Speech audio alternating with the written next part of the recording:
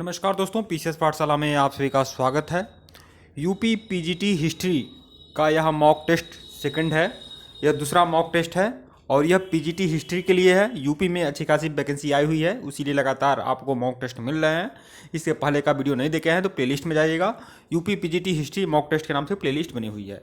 तो यह दूसरा मॉक टेस्ट है और यह हिस्ट्री का मॉक टेस्ट है पीजीटी हिस्ट्री के लिए, यूपी के लिए। लेकिन यूपी के अलावा केबीएस में, एनडीएस में या डीएसएसबी, टीजीटी, पीजीटी में हर जगह यह मॉक टेस्ट आप लोग के लिए लाभकारी होगा, क्योंकि यह पूरा का पूरा जो मॉक टेस्ट है वह एनसीईआरटी बेस है। तो इसकी महत्ता को आप लोग समझ लीजिए। और यह दूसरा मॉक टेस्ट है, तो पीजीटी हिस्ट्री के लिए भी है और साथ ही साथ टीजीटी सोशल साइंस जिनका सब्जेक्ट है उसमें भी अगर हिस्ट्री है तो उस सब के लिए भी महत्वपूर्ण है। आइए देखते हैं इसमें कितना प्रश्न आप कर लेते हैं। देखिए, अगर यह जितना भी प्रश्न है, अगर इसमें से अगर 90% से ज़्यादा प्रश्न अगर आपके सही हो रहे हैं तो आप मान लीजिए पूरी तरह से ये आपकी तैयारी धाकड़ है, जोरदार है। इस तरह से परीक्षा होने तक लगातार हमारे साथ रहिए और लगातार मॉक टेस्ट को फॉलो करते रहिए। ये जो भी मॉक टेस्ट है एनसीईआरटी बेस है। ऐसा मॉक टेस्ट आपको कभी नहीं मिलेगा, कहीं नहीं मिलेगा जो मॉक टेस्ट हमारे द्वारा दिया जा रहा है। एक बात और कहना चाहूँगा, आप जो भी लोग जिनका सब्जेक्ट चाहे हिस्ट्री हो या ज्योग्राफी हो, पॉलिटी हो, इकोनॉमी हो, हिंदी हो, इंग्लिश हो, मैथ हो, कोई भी सब्जेक्ट हो, अगर आप संपूर्ण मटेरियल चाहते हैं, पीजीटी और टीजीटी दोनों का संपूर्ण मटेरियल अगर आप लोग चाहते हैं तो मतलब जो भी आपका सब्जेक्ट है अगर उसका मटेरियल चाहते हैं तो आप हमारे ऑफिशियल व्हाट्सएप नंबर पर संपर्क कर सकते हैं। हमारा ऑफिशियल व्हाट्सएप नंबर यहाँ पर शो कर रहा है, स्क्रीन पर शो कर रहा है और साथ ही साथ डिस्क्रिप्शन में भी हमारा ऑफिशियल व्हाट्सएप नंबर है। तो जिनको भी पीजीटी हिस्ट्री का या पीजीटी ज्योग्राफी का या टीजीटी किसी भी सब्जेक्ट का, किसी भी सब्जेक्ट का आपको मटेरियल चाहिए तो पूरा का पूरा हैंड रिटेन मटेरियल मिलेगा, पूरा का पूरा कंप्यूटराइज नोट्स मिलेगा और बहुत सारे टेस्ट सीरीज मिलेंगे। और यह जो भी पीडीएफ आप लोग को उपलब्ध करा रहा हूँ, रामबाण पीडीएफ है, यह सब आप लोग को मिल जाएगा। तो जिनको भी चाहिए हमारे ऑफिशियल व्हाट्सएप नंबर पर संपर्क कर लीजिएगा। पहला प्रश्न आप लोग की स्क्रीन पर देखिए। पहला प्रश्न है, निम्नलिखित पुरास्थलों में से किस स्थान से मनुष्य के आखेटक खाद्य संग्राहक होने के प्रमाण नहीं मिलते हैं? तो देखिए, 4 है ऑप्शन में। भीमबेटका कहाँ से नहीं मिलता है आखेटक और खाद्य संग्राहक होने का प्रमाण? तो देखिए, भीमबेटका से, हुसुंगी, चिराद या कुरनूल से। तो देखिए, भीमबेटका से भी मिलता है, हुसुंगी से भी मिलता है और कुरनूल से भी मिलता है। चिराद से आखेटक एवं खाद्य संग्राहक होने के प्रमाण नहीं मिले हैं। सबसे बड़ी बात आप लोग को बता दें कि भीमबेटका, हुसुंगी और कुरनूल जो है यह पूरा पाषाणकालीन स्थल है। पूरा पाषाणकालीन स्थल जो होते हैं आखेटक और खाद्य संग्राहक होने के लिए जाने जाते हैं। जबकि चिराद जो है यह बिहार के सारण जिला में है, बिहार के सारण जिला में है। और यह जो चिराद है नौ पाषाणकालीन स्थल है, यह आखेटक खाद्य संग्राहक होने के प्रमाण यहाँ नहीं मिले हैं। तो विकल्प सी जो होगा वही सही होगा। आइए इसकी व्याख्या देखते हैं। भीमबेटका, हुसुंगी और कुरनूल की गुफाओं में मनुष्य के आखेटक एवं खाद्य संग्राहक होने के प्रमाण मिले हैं। ये तीनों पूरा पाषाणकालीन पुरास्थल, जबकि चिराद जो है नौ पाषाणकालीन पुरास्थल है। भीमबेटका नर्मदा नदी के किनारे और हुसुंगी और कुरनूल गुफाएं तुंगभद्रा नदी के किनारे स्थित है। तो देखिए, तो भीमबेटका जो है नर्मदा नदी के किनारे और मध्य प्रदेश के रायसेन जिला में है, और हुसुंगी और कुरनूल जो है दोनों तुंगभद्रा नदी के किनारे हैं और दोनों ही पूरा पाषाणकालीन स्थल है। लेकिन ये कुरनूल जो है तुंगभद्रा आंध्र प्रदेश में है और हुसुंगी जो है आपका कर्नाटक में है। अगले प्रश्न पे आइए। प्रश्न संख्या 2 देखिए, निम्नलिखित पुरास्थलों में से कौन से 9 पाषाणकालीन पुरास्थल है? तो देखिए, 5 ऑप्शन है आप लोग के सामने। देखिए, मैं बहुत ही सरल प्रश्न पीजीटी या टीजीटी में नहीं पूछता है, इसलिए मैं पूरा का पूरा एनसीईआरटी बेस्ड प्रश्न दे रहा हूं। अगर हमारे एनसीईआरटी की सीरीज को, मॉक टेस्ट को अगर आप फॉलो करते हैं तो यकीन मानिए परीक्षा कोई भी हो, हर परीक्षा में आप अपना परचम लहराएंगे। और पीजीटी और टीजीटी को लेकर खास तौर पर बोल रहा हूँ। निम्नलिखित पुरास्थलों में से कौन से 9 पाषाणकालीन पुरास्थल हैं? तो बताइए, जो भी लोग इतिहास के धुरंधर हैं इसका जवाब दीजिए। देखिए, इसमें कौन सा पुरास्थल पाषाणकालीन पुरास्थल है ये पूछ रहा है। ये देखिए, यह ऑप्शन है। तो देखिए, इसमें जो सभी पुरास्थल जो है, सभी जो स्थल हैं ये सभी 9 पाषाणकालीन स्थल हैं। चाहे मेहरगढ़ हो, बुरजहोम हो, महागढ़ा हो या कुलडीहवा हो या दौदरी हेडिंग हो, सभी स्थल 9 पाषाणकालीन स्थल हैं। तो उत्तर होगा 1 2 3 4 5, मतलब विकल्प डी जो होगा वह सही है। अगले प्रश्न पे आइएगा। उपरोक्त सभी स्थल 9 पाषाणकालीन पुरास्थल हैं, इसका व्याख्या दिया हुआ है। प्रश्न नंबर 3 देखिएगा, पूरा पाषाणकालीन पाषाण औजारों के निर्माण के संदर्भ में निम्नलिखित कथनों पर विचार करिए। तो पत्थर के इन औजारों को बनाए जाने का स्थान उद्योग स्थल कहलाता है। तो यह सही है। तो देखिए, पूरा पाषाणकालीन पाषाण औजारों के निर्माण के संदर्भ में निम्नलिखित कथनों पर विचार करना है। तो पत्थर के इन औजारों को बनाए जाने का जो स्थान है उद्योग स्थल कहलाता है, यह सही है। पत्थर के इन औजारों के निर्माण में प्रयोग की जाने वाली तकनीक दबाव सल्क तकनीकी कहा जाता है। तो यह भी सही है। तो तो 1 और 2 दोनों सही है, दोनों बातें अपनी जगह सही हैं।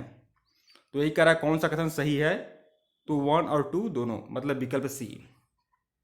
इसकी व्याख्या देखिएगा, उपरोक्त तो दोनों कथन सही है। पूरा पाषाण काल में पत्थर के औजार बनाए जाने के स्थान को उद्योग स्थल कहते थे और कभी कभी लोग इन स्थानों पर अधिक समय तक रहा करते थे। पाषाण उपकरण निर्माण हेतु दो तकनीक का प्रयोग किया जाता था, मतलब जो भी पाषाण उपकरण निर्माण किया जाता था दो तकनीक का प्रयोग करते थे। पहली तकनीक को पत्थर से पत्थर टकराना यानी स्टोन ऑन स्टोन तकनीक कहा जाता था। इसे एक पत्थर को हाथ में पकड़कर दूसरे पत्थर से हथौड़ी की तरह चोट करके सल्क निकाले जाते थे, मतलब धार निकाला जाता था। तो इस तकनीक को पत्थर से पत्थर टकराना यानी स्टोन टू स्टोन कहा जाता था, स्टोन ऑन स्टोन। दूसरी तकनीक जो होती थी इनको दबाव सल्क तकनीक कहा जाता था। इसमें क्रोड को एक स्थिर सतह पर टिका देते थे और उस क्रोड पर हड्डी या पत्थर रखकर उस पर हथौड़ी नुमा पत्थर से सल्क निकाले जाते थे।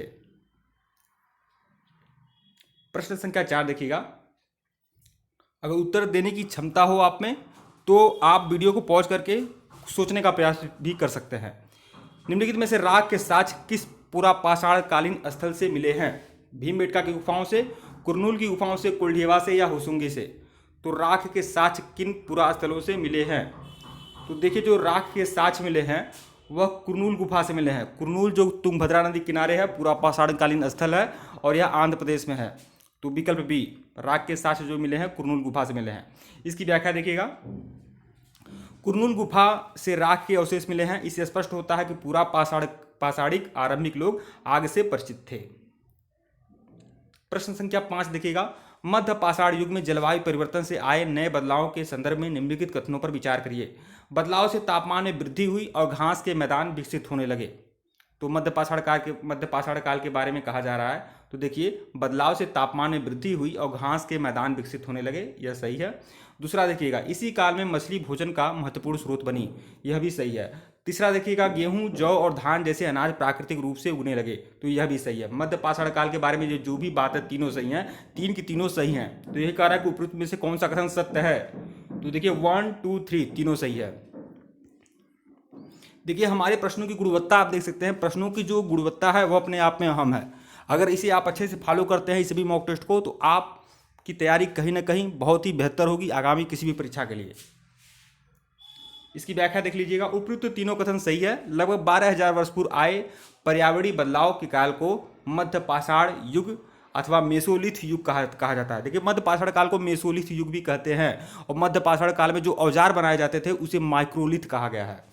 इस युग में जलवायु में आए बदलाव से जो तापमान में वृद्धि हुई उससे घास वाले मैदान बनने लगे। घास क्षेत्र बढ़ने से घास खाने वाले जीव भी बढ़े और मछली इस काल में भोजन का महत्वपूर्ण स्रोत बनी। सबसे पहले मछली किस काल में भोजन का महत्वपूर्ण स्रोत बनी थी? तो वह मध्य पाषाण काल में बनी थी। गेहूं, जौ और धान प्राकृतिक रूप से उगने लगे थे, अतः लोगों ने इन्हें इकट्ठा किया और समय के साथ इन्हें खुद उपजाना शुरू किया,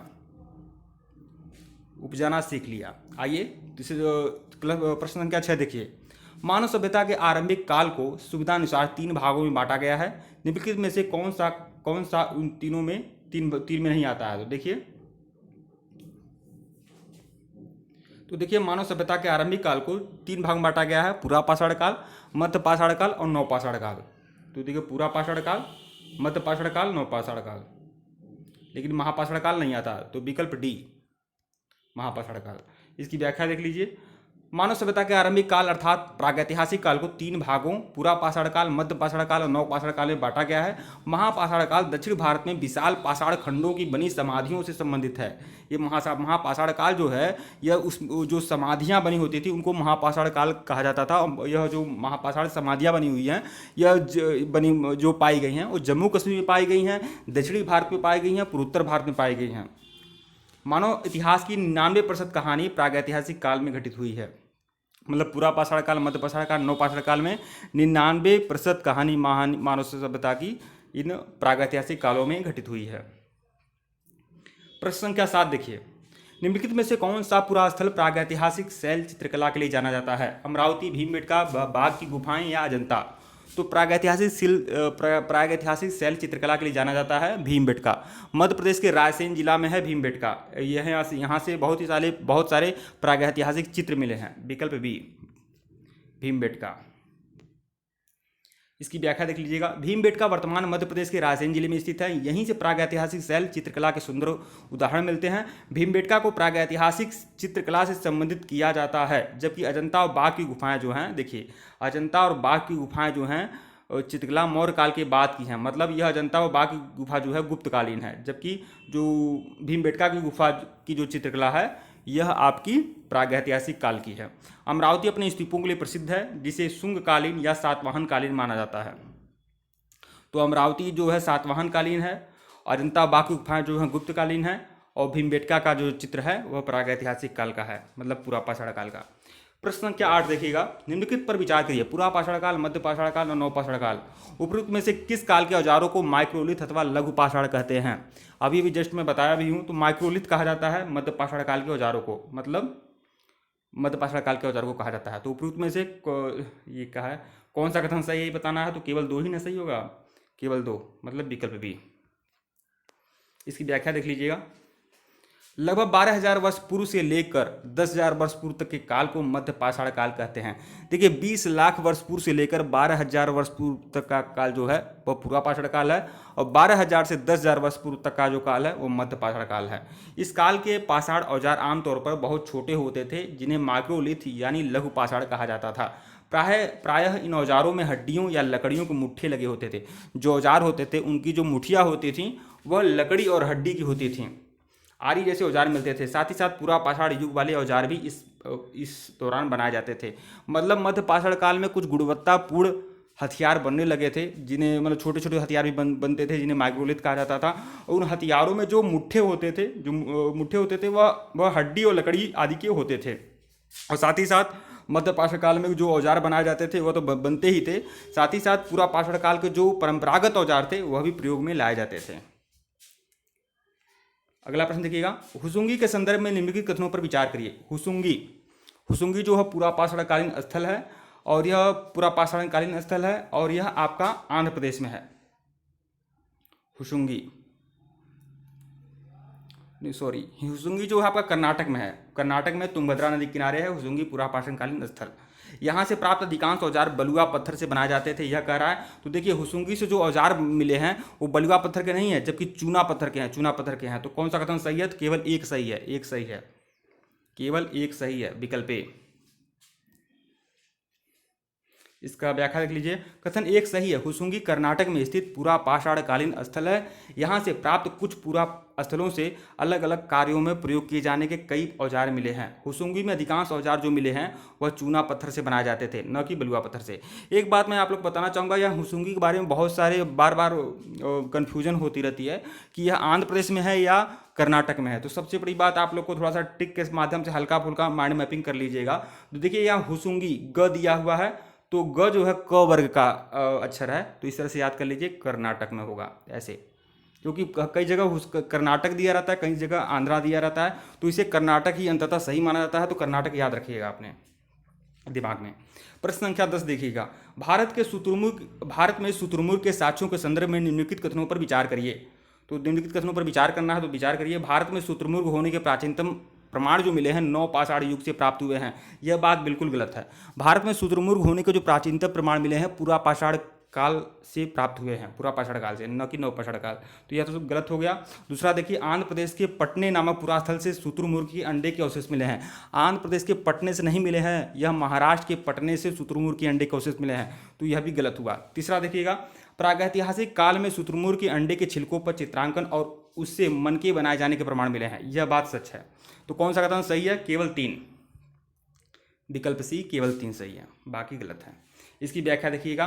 भारत में शुतुरमुर्ग होने के प्राचीनतम प्रमाण जो मिले हैं पूरा पाषाण काल से प्राप्त हुए हैं। ये अवशेष पटने नामक पूरा स्थल जो महाराष्ट्र में स्थित है से मिले हैं। अतः कथन 1 और 2 जो है गलत है। 1 और 2 दोनों गलत है। कथन 3 सही है। इसके अंडे के छिलकों पर चित्रांकन और उससे मनके बनाए जाने के प्रमाण मिले हैं। मन का देखिए बार बार दिया रहा मनका। सिंधु घाटी सभ्यता में भी मन के बनाने के कारखाने लोथल से मिले हैं, चिरंगड़ों से मिले हैं, और यहाँ पर भी मन का शब्द दिया गया है। मनका क्या है आप जान लीजिए। ये जो माला औरतें पहनती हैं, जैसे मान लीजिए माला जो पहनते हैं औरतें, जो सीप आदि का होता था, तो उसे ही मनका कहा गया। इस तरह समझिए गले में पहने जाने वाला एक तरह सा माला था। हाल ही में 25,000 वर्ष पूर्व शुतुरमुर्ग के अंडे के जो सेल मिले हैं वह राजस्थान के बूंदी से भी प्राप्त हुए हैं। मतलब शुतुरमुर्ग के जो, एक तो यहाँ पर दिया है कि शुतुरमुर्ग के जो अवशेष मिले हैं वो महाराष्ट्र के पटने से मिले हैं। लेकिन यहाँ एक और तथ्य है कि हाल ही का कि 25,000 वर्ष पूर्व पुराना शुतुरमुर्ग के अंडे के जो सेल मिले हैं वह राजस्थान के बूंदी से प्राप्त हुए हैं। सेल मतलब हड्डी, ऐसे इस तरह समझिए। राजस्थान के बूंदी जिला है राजस्थान में, वहाँ से प्राप्त हुए हैं। तो महाराष्ट्र से भी मिला है, महाराष्ट्र के पटने से, और राजस्थान के बूंदी से भी शुतुरमुर्ग के साक्ष्य मिले हैं। वीडियो को लाइक और चैनल को सब्सक्राइब करेगा दोस्तों। और जिनको भी मटेरियल चाहिए, चाहे किसी भी सब्जेक्ट का, किसी भी परीक्षा के लिए, आप हमारे ऑफिशियल व्हाट्सएप नंबर पर संपर्क करिएगा। विशेषकर अगर आप यूपी पीजीटी या टीजीटी तैयारी कर रहे हैं तो उससे संबंधित किसी भी तरह का कोई मटेरियल चाहिए तो पूरी तरह से आइएगा। और अगर पीजीटी हिस्ट्री है, पीजीटी ज्योग्राफी है, PGT polity, economy, Hindi, English कुछ भी है तो हम आपको बहुत ज़्यादा और जो भी सॉलिड मटेरियल है वह सब सारे सॉलिड मटेरियल आपको प्रोवाइड कराएंगे। बहुत सारे हैंड रिटेन नोट्स आप लोग को मिलेगा, हर टॉपिक पर नोट्स मिलेगा और पूरी टेस्ट सीरीज मिलेगी। और यह जो भी मैं कुछ बता रहा हूँ, जो भी कुछ टेस्ट सीरीज या मॉक टेस्ट दे रहा हूँ, यह पूरी पीडीएफ आप लोग को उपलब्ध करा दिया जाएगा। जो भी लोग लेना चाहेंगे तो आप हमारे ऑफिशियल व्हाट्सएप नंबर पर संपर्क करिएगा। ऑफिशियल व्हाट्सएप नंबर डिस्क्रिप्शन में दर्ज है। और साथ ही साथ यह बताना चाहूँगा, जो भी मटेरियल मिल रहा है यह चार्जेबल है। जो लोग पे करेंगे उन सबको पूरा का पूरा पीडीएफ भी उपलब्ध करा दिया जाएगा, जो भी मॉक टेस्ट है। और इस मॉक टेस्ट को परीक्षा होने तक लगातार आप फॉलो कर लीजिए, बिल्कुल एकदम परीक्षा में तहलका मचा देंगे। वीडियो को लाइक और चैनल को सब्सक्राइब करेगा दोस्तों। धन्यवाद आप लोग को।